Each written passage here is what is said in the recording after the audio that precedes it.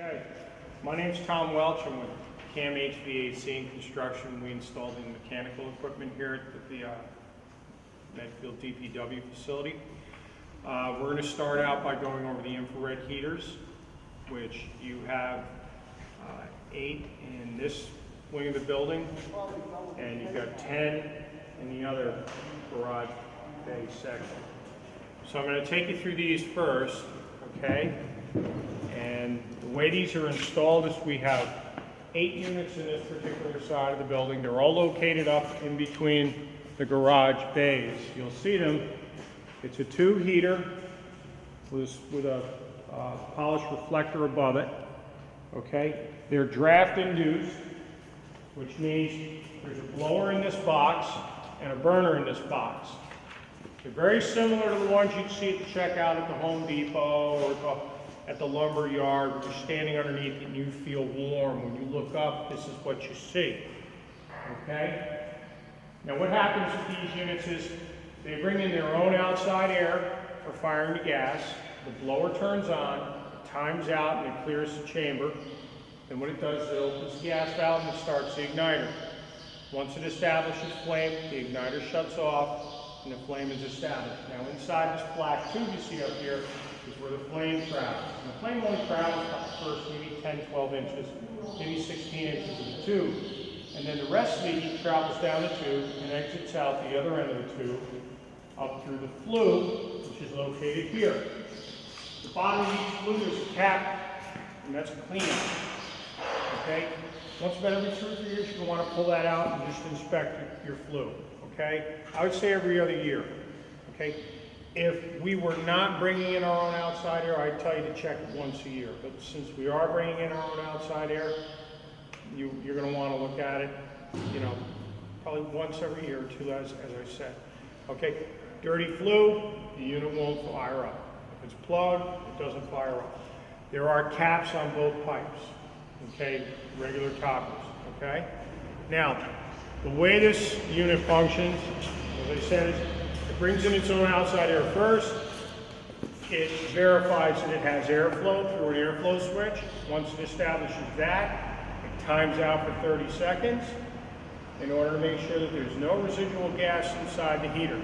Once that's done, the igniter comes on, the flame starts up, and it establishes flame, and the igniter shuts off. If for any reason it does not see a flame, it will shut down, it will try to restart 3 times. After the 3rd failure to start, it's going to lock out. The blower will be running, but there will be no flame and it will not be producing any heat. The way to correct that, if it does happen, to reset it, would be to either go up and unplug the cord that's attached to the unit and plug it back in, or just by simply turning the thermostat all the way down to off. That clears the power to the unit, and then turn it back up. Now, if you're not sure if the unit is firing up or not, okay, the easiest way to tell is over on this side of the heat exchanger. You'll see 2 screws and a peephole. And inside that peephole, you'll be able to see the blue flame. Now, what I'm going to do is I'm going to start this up. And you're going to see how this starts up. That's the blower. It establishes airflow. It clears out. There's the igniter. And it's started up. Okay, now it's a little bright in here to see the flame. But if you do stand back, you will see blue flame traveling through there. I can show you on another one if we get some shade, perhaps over on this one, you'll be able to see it. So once it starts up and the fire's up, you're going to feel the heat after about 5-10 minutes. You'll start feeling the heat reflecting down. Okay? Important things to know. You don't hang anything from these heaters. You don't stack things up underneath them. Okay? You can get within 4 feet of it. Okay? But you really don't want to, because if you're going to block the reflective characteristics of the heater, it's not going to work properly. Okay? As far as maintenance on these, every few years you're going to want to replace the ignition rod, and flame sensor. Okay? So the building is split into two sections. You have the first 4 heaters, which handle the first 4 doors here, or 3 doors. And then the second 4 heaters handle the other side. So the building is pretty much split right in two. One thermostat is located over here on this column. Okay, you'll see it. It's just a standard line voltage thermostat. If you're not sure the heaters are running, turn the thermostat up, and then if you look above the heater, you'll see an appliance cord that's plugged in, and next to it is a rib relay. The rib relay has a little red indicator light on it. If that light's not on, this heater's not going to fire. So the best thing to do in that instance is if you turn the thermostat up and those little red lights don't go on, there's one for each heater, okay? If they don't go on, I would go back and check to make sure the circuit breaker didn't trip. If it did, you're still having a problem, the next step would be unplug the 4 heaters because one of them's obviously shorted out on you.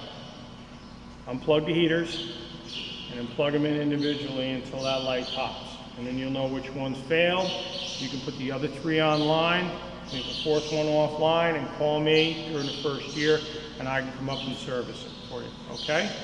Now, somebody brought up about maintenance on these.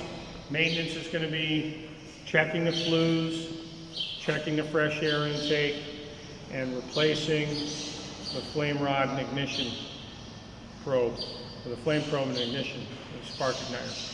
So I would change the flame rod and the igniter about every 2 to 3 years. That's a must.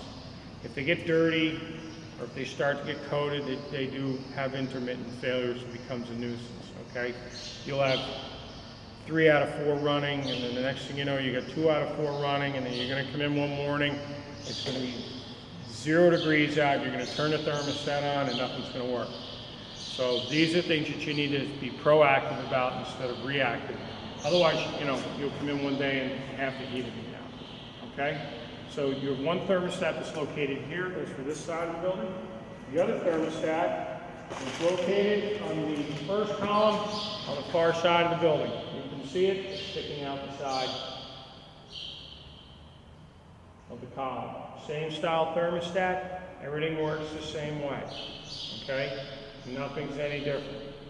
Okay, so you have 2 thermostats and 8 heaters in here. In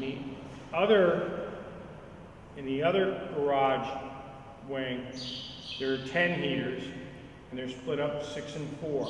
You still have 2 thermostats, but the N3 heaters, or 6 heaters, 3 on each side, are controlled by one thermostat, and the 4 closest to the administration wing in the building are on another thermostat. Okay? Now, another device that was installed here is an energy recovery unit. If you look above my head, you'll see the spiral ductwork that comes in here. The purpose of this unit is to exchange the air in the space. It's not primarily there for creature comfort. It is here for fresh air conditions, okay? Clean air, all right? If the sensor on the wall, which is located over here, okay, that's part of this brass system, if it senses elevated levels of exhaust fumes or byproducts of exhaust fumes, okay, it'll know the air's not good enough to breathe. So what it does, it's going to trigger, it's going to turn on this unit. This unit's going to come on, and what it does is it takes 100% of the air out of the building and replaces it with 100% fresh air into the building. It does not recirculate the air in here, okay? I'm going to bring you guys up on the roof next, and we're going to look one of those units over, okay? In order to reset the alarm, you hit reset, enter, and then you hit the run button, and then the unit will start back up again. Doesn't start, you have to make sure the alarm is cleared on the Corel controller. All right, so if this goes into alarm, what happens is you have to clear the alarm. It's going to give you instructions. Okay, this alarm light will be flashing. You'll have a code. You'll have something on your BMS system indicating you have an alarm. You come up here, you see the red light flashing. Okay, you push alarm. It's going to tell you to scroll down to identify what the alarm is. You identify what the alarm is, and it's going to tell you to push enter. It's going to tell you to push the alarm button and enter to clear the alarm. You do that, clear the alarm, and off it goes. Obviously, if you have a filter problem, you're going to change the filter before you can reset the alarm. It's just going to go back into the alarm again. It's a futile act. You're going to sit here and you go, well, I reset it and it tripped again. What would it trip on? Well, I don't know. It's an alarm. Did you see what the alarm was? Oh, and it said alarm. So you hit the down arrow and it says supply air filters plugged or exhaust air filters blocked. You know, it'll give you an airflow one. So you fix that problem, you start it back up, you reset it. Okay, if it goes into alarm again, give us a call. Okay, anytime you get an alarm, give me a ring. Okay, I'd rather know that it's there than not. Okay, I've already started these up. I've been through with the commissioning agent. Everything's in good running order, and that's how we're going to turn it over to you. Okay. As far as anything else on here, you pretty much see everything that I can go over with you. When you do open the unit up, okay, the power's going to be off. You'll have to turn the power back on. Okay, you'll have to turn the power back on, and the unit will boot back up and try to refire. If it has an alarm in it, it's not going to clear the alarm by rebooting the unit. Okay, the alarm's still going to be in there. Okay. So you have to identify it, clear it out, make sure the power's on, and off you go. Okay. Things that are not covered under warranty, okay, on this equipment. I own everything on this equipment for a year. What I don't own is belts, filters, resets that are associated with maintenance and power problems.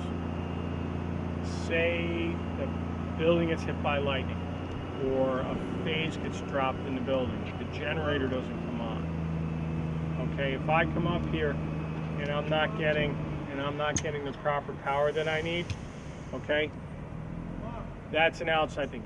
Over here we have what we call CU1, which is condensing unit number 1. This is the mechanical cooling for the administrative area of the building. Administration is the only area of this complex that is a truly conditioned space. It's conditioned both heat and air conditioning wise. We dehumidify also. This is a 2-stage unit. It's got 2 compressors in it. It also has what we call hot gas bypass. Okay, and hot gas bypass is there so that this unit has the ability to run in temperatures below 30 degrees. Okay, it's also got low ambient controls in it too. So when it's cool out and you still require mechanical cooling because there's too much load in the building, you'll see this unit running, but you'll see the fan on top is running very slow. It's not because it has a bad fan motor. It's because it doesn't need that amount of cold air rushing past the condenser coil, okay? So what it does is it slows the fan down in order to maintain your head pressure, in order to get the oil to come back into the system, and to keep the coil inside from freezing up. Okay, the hot gas bypass is there for the same reason. If it were 0 degrees out, you could turn this thing on and not even have the fan running, and it would still cool. The reason we put the hot gas bypass in is because the pressure gets so low that we have to force superheated gas down into the evaporator in order to force the oil back up, because the oil will settle out in the evaporator. So on this side, you've got your service disconnect, you've got your liquid and suction lines, and you've got your hot gas line. So when you look down, you say, well, how come there's 5 pipes and there's only 2 compressors? Because the 5th pipe is your hot gas bypass, okay? And that would be this line right here, okay? Now, as far as maintenance on this unit is concerned, the only thing you really need to do is every other year, and you have to do this religiously, otherwise this thing won't last 5 years. You have to come up and you have to clean this condenser coil, okay? Now you'll see, we'll go over this side, okay? You'll see on this coil, it's got fins. What happens is, when this unit's running, be careful on the edge of the roof, please. When this unit is running, it's pulling air through, and the air gets expelled up through the top. It goes in through here, and it comes out this way. What happens is, during certain times of year when the pollen count goes up, this will load up with pollen, just like your dryer catch will. You like the net in your dryer? You do the same thing the screen does, okay? So what you want to do is, every spring, okay, you want to do an inspection on this unit. You want to look at the fins. You want to see if there's anything in there. Okay, if you're not sure, you can take a credit card, your driver's license, and just slide it in there and wiggle it open just a little bit. Don't go crazy. Just pick one spot. Look inside there and see if there's anything in there. You can walk up to this and say, oh, that's clean. There's nothing wrong with it. When in fact there really is. Okay, what happens is this coil starts to pack up with pollen or debris or lint or anything. What's going to happen is the head pressure is going to go up. When the head pressure goes up, your cooling capacity goes down, because now you're forcing too much heat. It's not extracting the heat out of the building anymore. Okay, and what will happen is 8 out of 10 times you'll get, the local HVAC guy will come up here. He'll put a set of gauges on and say, oh, your head pressure's too high, the unit's overcharged. It's not overcharged, it's dirty. And he'll start letting gas out. And then when the outside temperature drops back into the 70s, you'll call up and say the air conditioning doesn't work. And he'll come up here and he'll hook his gauges up, and he'll say, the unit's undercharged. Okay? And then he'll put gas back in it. Okay, so keep it clean, it works fine. Okay? But if you don't maintain it, it's gonna break down on you. Okay? You'll have nuisance problems. You don't know how many compressors I've walked up to that are blown. Go to change the compressor, I hook my reclaimer up, and I look at the charge on the unit, and I find out it's got 10 pounds extra refrigerant in it. So a guy walked up to it and said it's undercharged, and he flooded it with refrigerant and blew it up. Okay? So keep it clean, it's a sealed system. You should never have to add or extract any refrigerant out of it. Once it's charged, it's charged. If it does, you've got a leak somewhere, it needs to be found. Okay? Inside behind this container here is where your controls are. They're up top. There isn't anything in there that you guys need to service, okay? There's no maintenance on this. There's no maintenance on this other than cleaning the coil. It should be done by a professional company. If you guys want to come up here and do it, you can, but the biggest mistake people make is they come up with a power washer, they walk up to the side of the unit, a point like this, and they start power washing. You're not doing anything except taking that dirt and sending it further into the coil. When you clean these coils, they have to be cleaned from the inside out, not from the outside in. Whichever way the air is going, you got to do a reverse. Okay? There are no fuses inside here. There are no manual reset devices in here. If this unit locks out for any reason on its own, the best way to reset it, kill the power, turn it back on, let the time delay kick in, the unit will fire back up. If it does not, you go to your BMS system, make sure it's calling for cooling. Obviously, it's probably going to be because you have a problem because the building's warm and the unit's not running. Okay? As long as the BMS system is calling for the cooling, it should be on. If it isn't, you need to call me after you try to reset it. Okay? All right. We're done with the air conditioning condensing unit. We're done with the energy recovery units. We've also finished off on the infrared heaters. Anybody have any questions? Okay, located directly above me over here is the unit heater.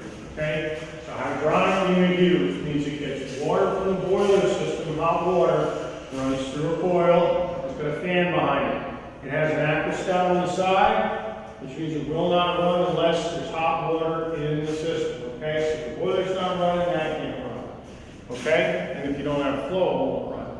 There is a zone valve on there, and the way this works is, behind this gentleman over here, there's a thermostat on the wall, which right now is covered with a lovely Carol Merrill standing in front. It's the regular line voltage thermostat. You turn it up, the zone valve will open, it'll start water flowing to the coil, and as soon as that aquastat warms up, it will trigger a switch to turn the fan on and heat the room. When you turn it off, It will continue to run because it is going to dissipate that residual heat off the coil, and when it does enough to cool that aquastat down, it's going to shut off. So don't think that when you turn it up, it goes on, and when you turn it off, down, it goes off. Okay, it doesn't work that way. There are some delays in there. Okay, there is no maintenance on that. Okay, when we get into the boiler system on the hydronic side, I'll talk to you about the water and chemical treatment and things like that. Okay, so let's move over. We'll do a strip of baseboard next. In this room, we have a similar thermostat. It's actually identical. Same style thermostat, but it controls a different type of heat. This is hydraulic baseboard. It's just like the baseboard you would have in your house. This is covered in paint right now. What happens is you turn the thermostat up, the zone valve which is located below the cover turns on, water flows established, and it comes out of the baseboard. There is no maintenance on this. The only thing I recommend that you do not do is start stacking stuff up against this wall. Okay, if you do, leave 2 feet of room in front of it and leave a gap on the bottom so that air can convect underneath the element and then rise out of the top. This is gravity, or convection. It works on convection. It's just the air, it establishes its own airflow just through heat rises. Okay? That's it for these 2 types of units. On the unit heaters, you have 3 over here. On the baseboard, in this particular area, the mechanics area, you only have this 1 piece. Okay? There is baseboard in the other building in administration. Okay? So we're going to move into the mechanical room now. Earlier, we were up on the roof and I showed you AC number 1, the condensing unit that was on the roof. It does the air conditioning for the administration building. We're in the administration boiler room, mechanical room now. This is the air handler associated with that cooling unit, okay? What this does is this delivers air to the different office zones in the building, okay? Now, you have a 2-stage cooling coil here, and you have a heating coil here, okay? What we do is, if we're bringing in outside air and it's warm, we cool it down. We discharge approximately in the summertime somewhere between 50 and 55 degree air into the building. Then we use the boiler water to reheat that air.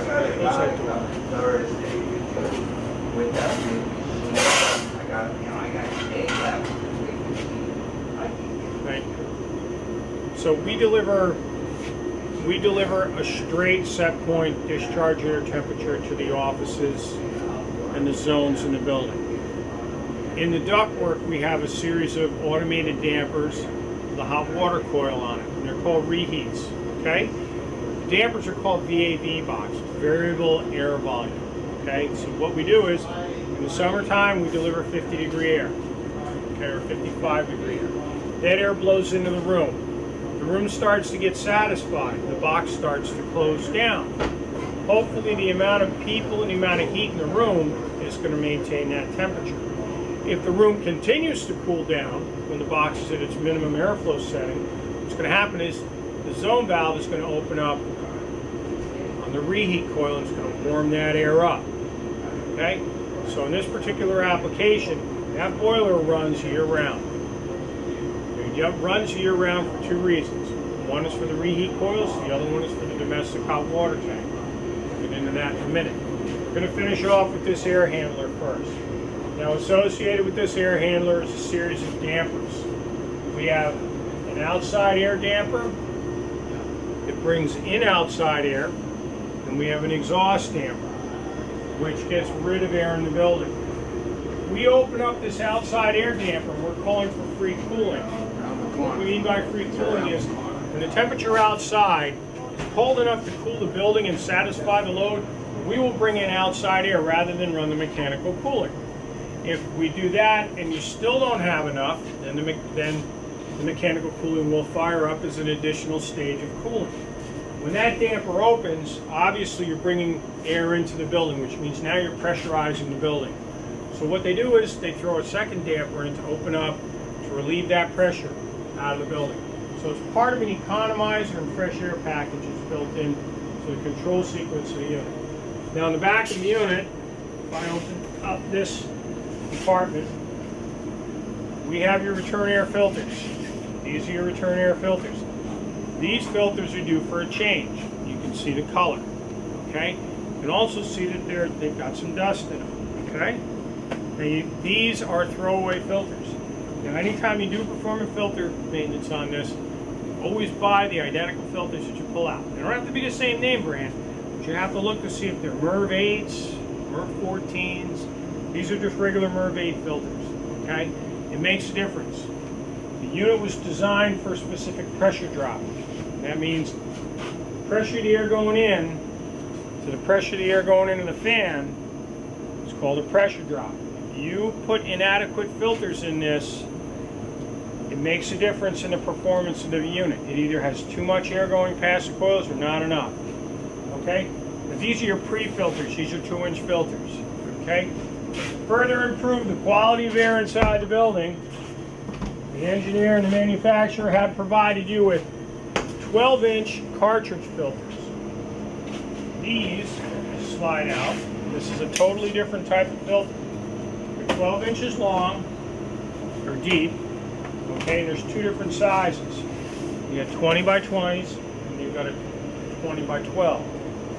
Okay, these filters here are every 6 months, whether you want to or not. These filters here are every 3 months, quarterly, and twice a year. Okay? The reason I say that is you don't maintain these filters will get dirty faster. When these get dirty, you're never going to get enough airflow, okay? And these are expensive. These aren't cheap. So if you don't maintain it properly, it's not going to perform right, okay?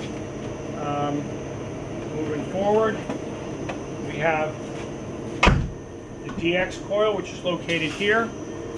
These are your 2 stages of cooling only. 2 stages of cooling, okay? Moving past that, you'll see there's an air gap between the 2 coils. This is basically for inspection and for cleaning.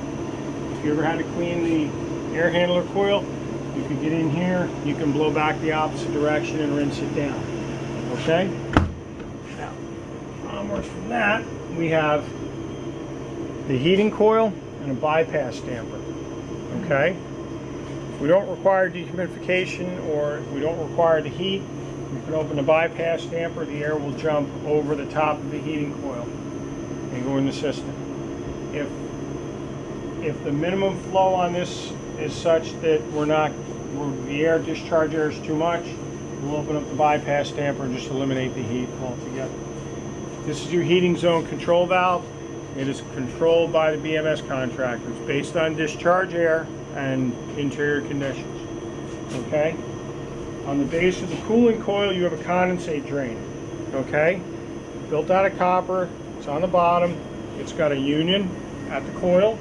It's also got a clean out T, which is located at the bottom here.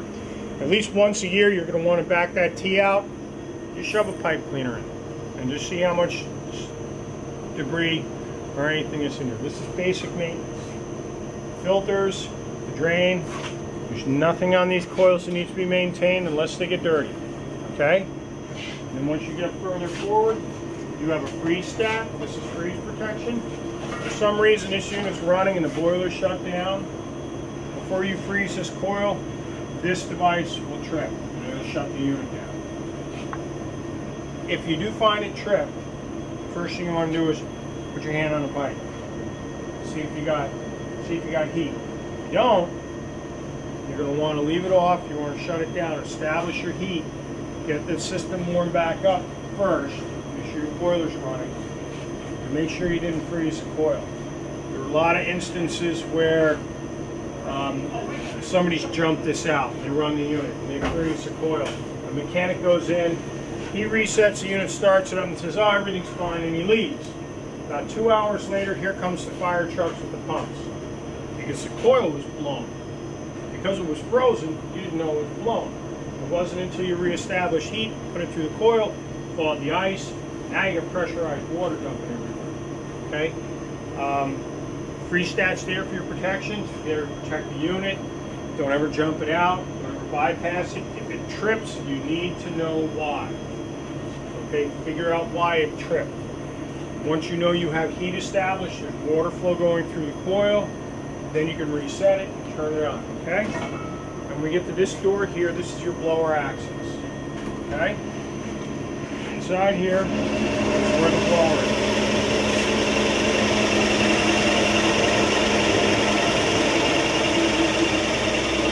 I'm going to turn that off. Now this motor's on a VFD, a variable frequency drive, okay? Which means you don't just hit a switch and shut it down, okay? You always hit the stop button on the drive. And the drives were supplied to you by your building management contractor, who was the subcontractor to us. He's going to do his own training on this, and he's going to let you know how to operate the drives, okay? So as soon as this slows down, okay. In here, there is a motor. There are grease fittings. There is a belt. There are grease fittings not only on the motor itself, but they're on the blower housing too. Make sure, once a year at a minimum, you grease those fittings. Now, another key example of a common mistake is you'll get a guy that comes in, or you'll get a rookie that comes in, he chucks that Zerk fitting on that motor, and he just starts going like this, like he's pumping iron. And what he's going to do is he's going to blow the seals in the bearing. Okay, blow the seals in the bearing, and it's either going to smell real bad, or the bearing's going to be junk in a year or two, and the inside of the unit is going to be a filthy mess. And the guy that comes in that has to service it and pull it apart is going to come out looking worse than he did coming in. So, that's my recommendation. You don't do any more than 2 or 3 pumps on a grease gun, as long as you know the gun's primed. Okay. Bearings don't really leak the way the old ones used to. You know that. You know, the technology is up there. You shouldn't have to go nuts on it. As soon as you feel back pressure on the gun, stop. You know, keeping this system clean, again, it's just like the unit up on the roof that I explained.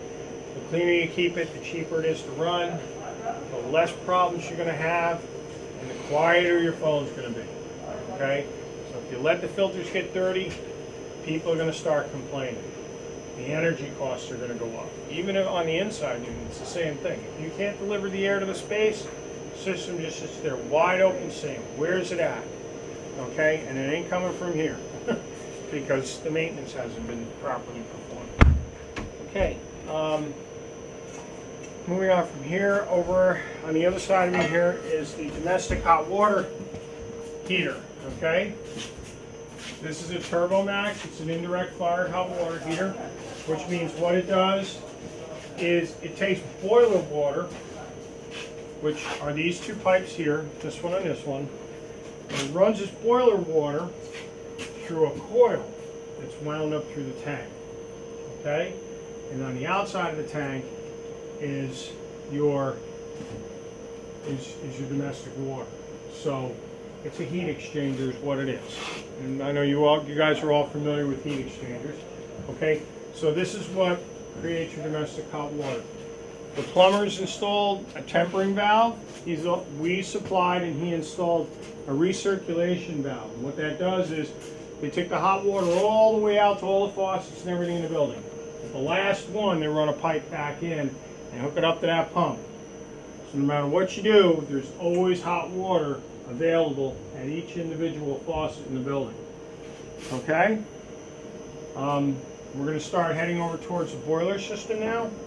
So if we move to the left, this is your PRV, pressure reducing valve. This is what regulates the minimum pressure required to operate the system on a cold start. When the boiler shuts down and the building is cold, this is set so that you have enough water pressure to get to the top of the system. Okay? So right now we have it set at about 18 pounds, 20 pounds, okay? It's more than enough pressure to pump through the apparatus bed. And what happens is, if somebody does something like they go to a unit and they hit a drain, or you flush debris out of a strainer, okay, you drop the pressure in the system. This is what makes up for it, okay? This is the inlet valve to the regulator. This is the outlet valve from the regulator to the system. This is a bypass valve. We call it a fast fill. And for no reason, ever, should you leave this valve on and walk away. If you do, you are letting city pressure into the system, and the relief on the boiler is going to pop, and the relief on the hot water tank is going to pop, because the hot water tank has its own boiler relief valve on it. It's set for 50 pounds. Okay? You open this valve or crack this valve or bump into this valve. That valve is going to trip and it's going to flood the room. So is the valve on the boiler. It's going to do the same thing. Okay? So it would probably be in our best interest. I will probably, before the end of the job, I will remove the handle on this and I will strap it to the top. Okay? Just so nobody bumps into it or has that unexpected disaster. Okay? Okay, so moving over, this is the expansion tank for the system. On any closed loop hot water system, you have an expansion tank. Inside the expansion tank is a rubber bladder. That rubber bladder is preset through this bicycle valve, or Schrader valve, to the system operating pressure. So it is set to 18 pounds, 18 to 20 pounds. Okay? The reason is, when the system's cold, there's nothing in this tank. As the system heats up, the water expands. Well, it needs some place to go.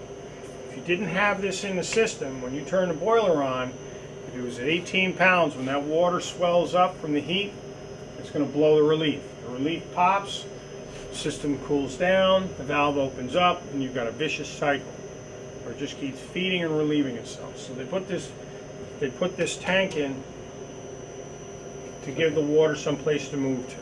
Okay? If this ever blows, the best way to find out if it's blown or not is you have nuisance leakage on your relief valves. If you've got a relief valve that leaks intermittently, you've probably got a bad expansion tank. Okay?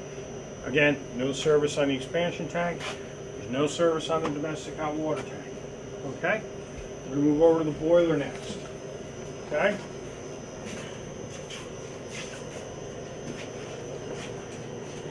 This is a modulating condensing boiler. When we say it's a condensing boiler, that means that this boiler has the ability to fire down below 100 degrees or 140 degrees. Now, below 140 degrees, the boiler condenses moisture. And the moisture is in the form of an acid. Okay? So what the boiler has on it is what we call an acid neutralizing filter. Okay? Cool. What happens is any condensation inside the firebox, a byproduct of combustion, will drain down out of the bottom of the heat exchanger. It will travel through the drain line and into this cartridge. Inside this cartridge is nothing more than limestone. Okay? It needs to be replaced about every 2 to 3 years. Or if you see that it's getting gummed up, you'll see filling. If you see it gummed up, or if you see the rocks start disappearing, take it apart. It should push open with the cap on the end. Take it out of the clamps. Take the unions apart. Stand it up. Unscrew the cap. Dump the rocks out, and get new rocks. You can buy rocks at any plumbing and heating supply house has these. Okay. You can go to FW Webb. You can go to Snowden. You can go to Independent. Any boiler distributor who sells condensing boilers can get you those rocks. Okay? Don't just go to the depot and say, hey, I need a bag of limestone. Don't do that. Buy the product that's supplied by a boiler manufacturer or a heating contractor. Okay? All right, so over on this side of the boiler, you have an emergency shutoff switch. You have 2 flow switches. One's a primary for the boiler, the other one's an auxiliary one for the building system, the BMS system. There's a relief valve on the side of the boiler. Okay? You have temperature pressure gauges on the boiler, which tells you what the boiler's doing. There's a low water cutoff. It has a test button, it has a reset button. If this shuts off for any type of reason, like no water, you'll get an alarm on the front of the boiler on the display. You can pull up that alarm, log it, make sure you have water in the system, hit the reset, the alarm will clear, you can refire the boiler. You have thermometers telling you what the temperature is, secondary thermometers telling you what the temperature is. Inside the front of the boiler, on the face of the gas valve, which is right down here, you have high and low pressure gas switches. Okay? The one on the inlet is going to be your low pressure switch, and the one on the outlet is going to be your high pressure switch. They are designated through the logic on the boiler. It will tell you what it tripped on. If for some reason somebody shuts the gas off in the building, this device will trip.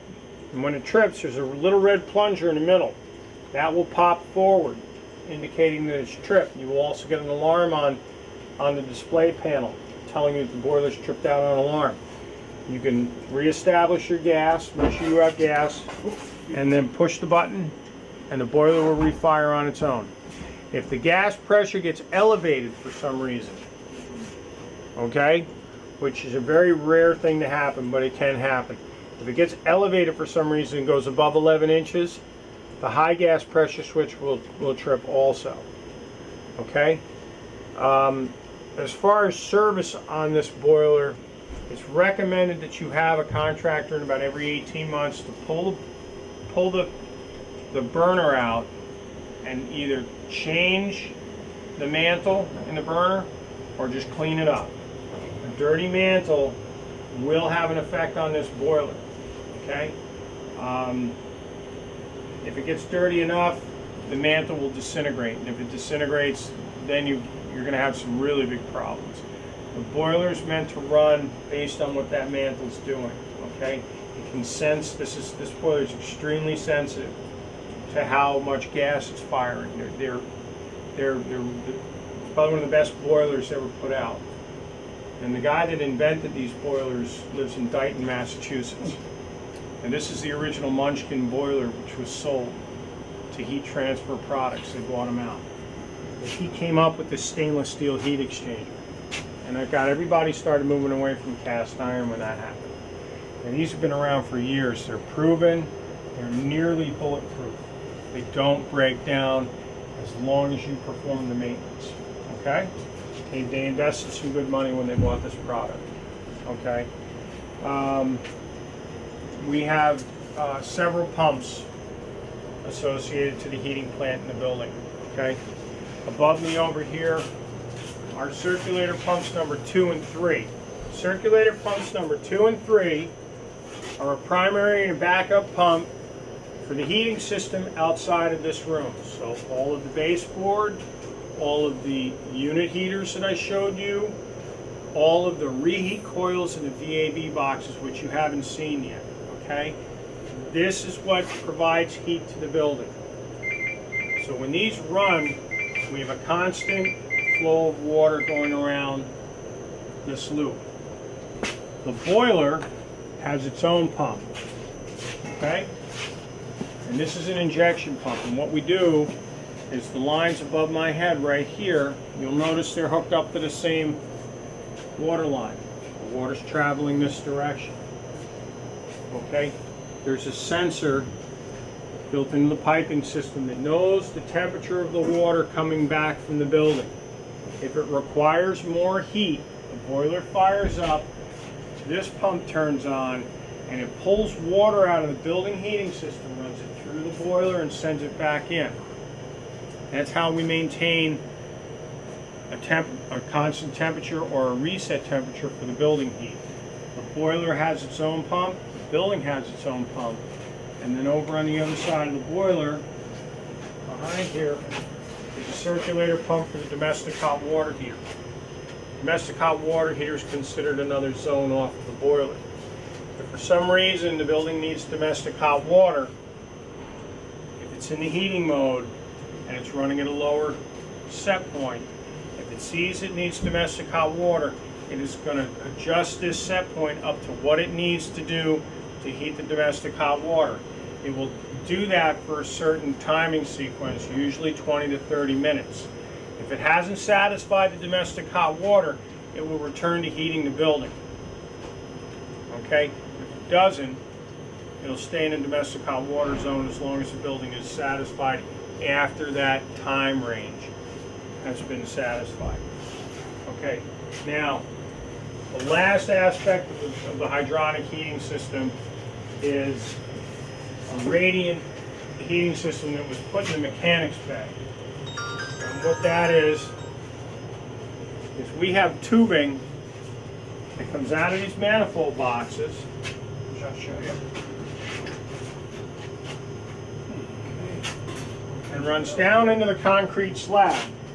And what we do is we heat that concrete, okay? And by heating the concrete, it heats the space. So what happens is the space is set up on two manifolds. The reason being is a single manifold would have been so big and the piping would have been so monstrous, it didn't make sense. So the slab outside was cut in half. So basically it's just in front of where the lift is, where the pit is. From the pit forward is on this manifold, closest to us, and then the farther area is on the second manifold. Now, each one of these blue handles indicates a loop. So there are 6 loops on this manifold. Each one of these is an isolation valve. If I turn this, it will shut this loop off on one side. In order to shut the other side off, you would lift this handle up. Sorry, that was a little too hard. Lift this handle up, and you can screw this in, and that will close the other side of the loop. So if somebody does something, has an makes a bad decision and wants to drill something into the floor and mount something into the floor, like, hey, we got this brand new hose rack. Where are we going to put it? Well, it's on stands. Mount it to the floor. Guy takes a hammer drill and starts going down on the floor. And the next thing you know, he's got water shooting up at him. Best thing to do is come in, kill the manifold. You have 2 main shutoffs for the manifold. Kill them. Turn all these valves off. Open these back up. Go one at a time to figure out which loop you pop the hole in and then isolate it. Okay? Rather than shut all the heat down to that side of the apparatus or the mechanics bay, you can figure out where your hole is. You can isolate it, and then you can very carefully start chipping the floor up. Okay? You don't go in there with an 80-pound jackhammer and start jacking the floor out. Okay? You'll find more lines under there and start breaking more pipes. Okay? Now you have temperature indicators on here. This has its own mixing valve. Okay? We don't want the water in that slab to exceed 110 degrees. This is a preset limit on this valve. The valve will stroke to give you the water, but it won't let it heat up past 110 degrees and send it out. There is a sensor going through the wall, like a standard thermostat, and then there are also 2 slab sensors that we install. Okay? Those will limit how hot the floor gets based on the temperature. Okay? Now we reset the water temperature going into the slab. At 70 degrees outside air temperature, the radiant system turns on. Okay? As the temperature goes down outside, the temperature on the floor creeps up. So it's never turn the heat on and the thing just goes flat out and the floor takes 2 days to heat up. What we do is we establish that getting into a heating climate, we turn the heat on and we gradually step that temperature up past the outside air temperature, bring it up. So as one drops down, the other one climbs up. Okay? Now that's controlled through this Techmar controller over here. Okay? The Techmar controller looks at the outside air temperature and looks at the slab temperature, or the boiler water, the water temperature, supply water temperature. He turns his pump on. When we get below the outside air set point, the first thing it does is it turns the pump on. It's the water flowing through the pipes. And then it tells the boiler to fire up. Okay? It tells the boiler to fire up, and then it tells the mixing valve how much hot water it wants. Okay? It sounds very complex, but when you break it down, you see, well, it really makes good sense. It's a very economical way to do it. If you took a cold slab and ran 120 degree water through it, or if you ran 180 degree water through a cold slab, it'd crack. And the other thing is, you can glaze the concrete, and it won't conduct heat. Really? Yeah. We don't test at more than 80 psi because that's what the manifolds are rated for. You can obviously go over that, but it's not recommended that you do. You never need that kind of pressure in a heating system unless you've got a 5-story, 6-story building. Okay, and even then you shouldn't need 80 pressure. So, get out of the boiler room and I can explain to you the radiant floor system, okay? This is the space thermostat for it. Even though you have two manifolds, they're married to a common thermostat, okay? Now the tubing, if you look down at the floor, the tubing is every 12 inches on the floor, there's a tubing pass. And they don't go all the way to one end and back to the other. We have an as-built drawing that tells you where the tubing is.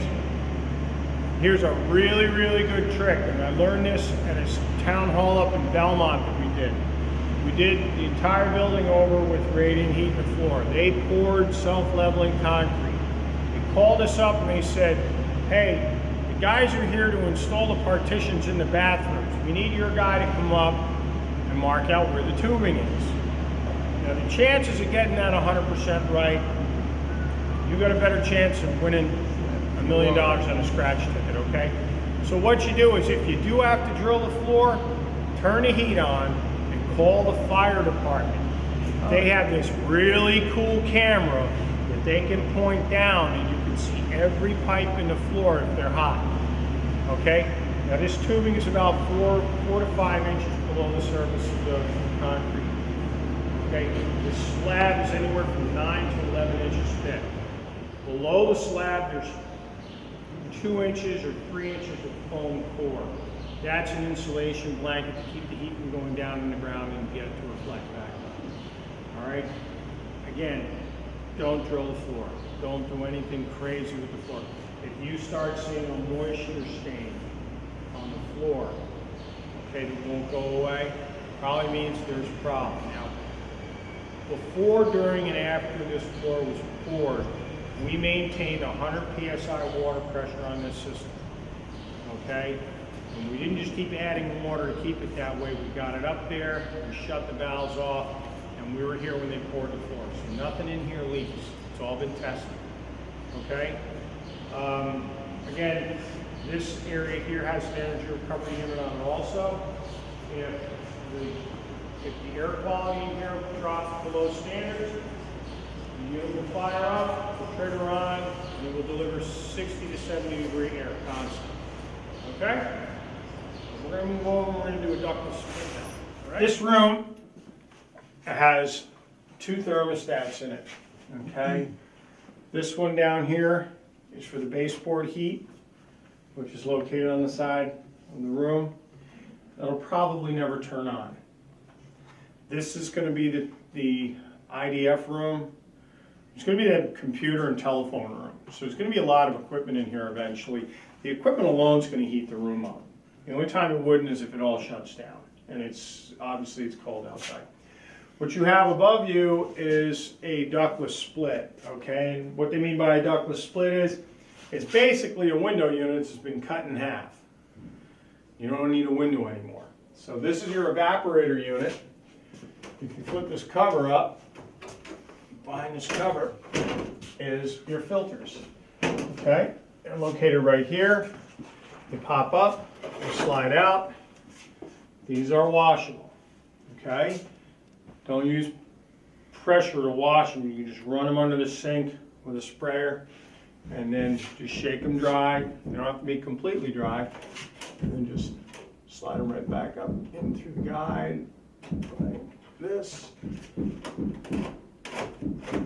Put them back in and close the lid. Okay? Located below it is a condensate lift pump. Because this unit's on an interior wall and there is no floor drain, there is no place to take the condensate, which is a byproduct of cooling. So what it does, it drains down, it collects in this reservoir.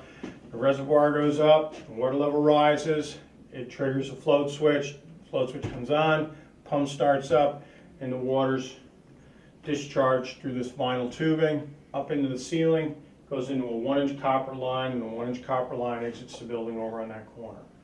Okay, your thermostat is here. It does require batteries now and again. Batteries are located on the bottom of the thermostat right here. Okay, the mode switches are here on the thermostat. You should set it for cooling, 70 degrees, and walk away, or 72 degrees, whatever, and walk away. It's really not here for creature comfort. It's here for equipment maintenance. Okay, you would probably talk to your equipment person supplying all of this nice electronics and ask him what the maximum temperature rating is for this room or for his equipment. Okay, take that number, subtract 10, and set this. Okay, it should be enough to keep up with it. Turn it on simply by hitting the on button. The vanes come down. You can raise and lower the set point by hitting the up and down arrow. It's set for 64 degrees right now. I'll turn it back up. And you can feel the cold air coming out almost immediately. Nice. Okay, these are really nice units. Daikin is a manufacturer, has been around for a long time. When I first started out in the industry, I sold Daikin equipment in Florida, just north of Palm Beach. And they were in the country, and then they went back to California, and now they've come back again. They're basically the same as a Sanyo unit or a Fujitsu or a Mitsubishi. I mean, they're all kind of cut from the same cloth. They've got the same design features, and they have the same performance ratings. So on this, keep the filters clean. There is no real maintenance to it. If you keep the filters clean, everything will be fine. Service. I would have a professional contractor who deals with this type of equipment come in every year. If you don't want to do it every year, at least do it every 2 years.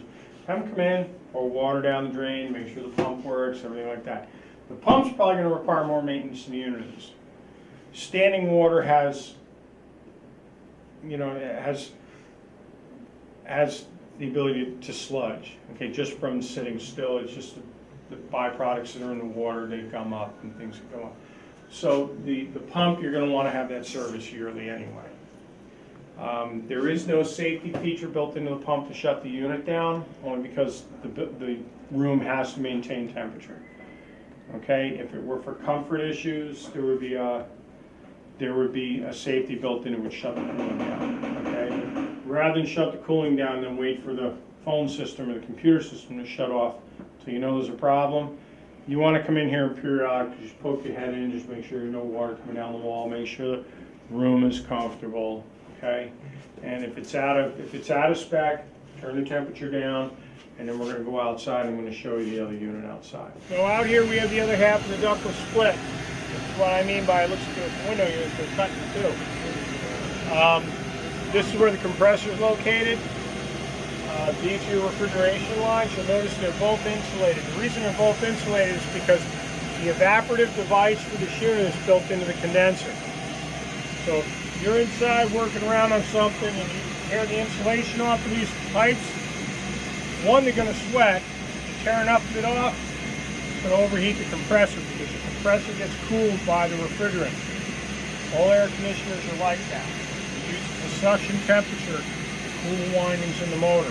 So if you tear this insulation off, you're going to lose the room. You're probably going to lose the compressor. This is your disconnect switch. The unit goes into alarm, okay? And that thermostat is a smart thermostat. It will give you alarm codes. They'll be in your O&M, which I'm going to show you the O&M after we're done here, we're going to go to the next building briefly, and then I'll go over everything. Again, this is an air conditioning unit. It has the same maintenance issues with being kept clean as the rest of your equipment. On the back side here where my hand is, there's a coil, just like a radiator. Okay, you need to keep this clean. Okay, so once a year you want to check this for pollen, have it cleaned if necessary. Okay, if you have to get this clean, my recommendation is you do not try to do it yourself. There's too much electronics built inside this unit if you ever want to even consider getting wet. So this is something you're going to want a vendor to come in. He'll remove the casing on the unit. He'll wash it from inside. He'll put some protection on the electronic device. Okay? If you do have to service the unit, or if it does go into alarm and you're having a problem resetting it, again, kill the power. You wait 30 seconds, reestablish power. This clears out the microprocessor. Okay? This unit, unlike the Green Heck Corel controllers, does not do a hard lockout that you have to reset a specific way. This will reset, you clear off the power. You take power away from it, reestablish it, it'll come back on. If it goes into alarm again, make the phone call. We will allow you to reset equipment once and once only. If you have any problems in the building requiring anybody touching it, it doesn't run automatically. You guys need to write it down. You need to write dates down. You need to keep track of it. We've had accounts, we've had jobs that have been closed out for 13 or 14 months. They're out of the warranty phase, and the phone rings. The unit tripped out. We need you to come up and look at it. We go up and look at it and say, okay, it tripped. Start writing a bill. And they said, well, no, it's under warranty. We said, no, I'm sorry. You're out of the warranty. And they said, well, no, this has been happening for 6 months. Well, then why didn't you call us 6 months ago? Well, because we just reset it and it ran. You can't do that. If something's got a problem, you have to let us know. As a responsible contractor, we have a responsibility to give you a running, working system. It has to run for at least that time, if not 5 times longer than that, as long as it's maintained properly. But if you start having issues and problems, you need to let us know. Even if it's stupid things and you have to reset something or a breaker trips, instead of blaming it on a weak breaker, write it down. Okay? Could have something wrong with a motor somewhere, and it doesn't appear all the time. It only appears once in a while, and then after a while it gets progressively worse. But if you don't document it, we can't help you. Okay, so anytime something goes wrong, pick up the phone, shoot off an email. Just try to be as specific as you can. We had to reset the breaker on ACC1, the upstairs unit, on the roof. Or we had to reset the drive. And tell us what drive you had to reset, whether it was a pump or whether it was a motor. Okay? If you give us that information, we can better service you under the warranty phase. But it also helps us with troubleshooting if we have to come up. When the mechanic comes up, it's better for him to know where he's going and what he's looking at, rather than, hey, the building tripped again, you got to come up. It's not an alarm system, so. Okay? Let's go into the apparatus, the other garage. So this is the other garage section. I explained about this earlier. We have 10 infrared heaters here.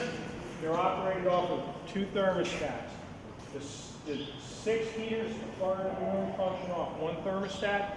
The 4 in this area where we're standing function off the other thermostat. Same situation with the energy recovery unit. It looks for air quality, and then it turns on and tries to maintain the temperature based on air quality.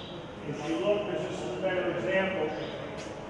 The large square out here with the 4 white big square registers, that's the exhaust. That's what pulls the air out. It acts like a big ventilation fan. It just throws that air out on the roof. When you look in front of us here, you'll see the spiral ductwork that's exposed. You'll see the registers on there. That's for fresh air coming in. There's a vent for every door in the building. Okay? Both sides. Okay? More than enough air. You shouldn't have to run this place with the doors open. You pull the trucks in, close the doors, the equipment does the rest. Okay, obviously in the summertime, you're gonna wanna work with the doors open anyway. But during the fall, winter, early spring months, that's what this equipment is here for, okay? Just please, please, please, maintain the filters, maintain the belts, and the rest will take care of itself. Nobody enjoys picking up the phone, calling their heating contractor, especially if you're out of warranty, okay? The company puts out an O&M, which is an operation and maintenance manual. I'm going to go get that out of my vehicle. I'm going to bring that in, and we're going to look that over. Thanks for your time, guys. All good.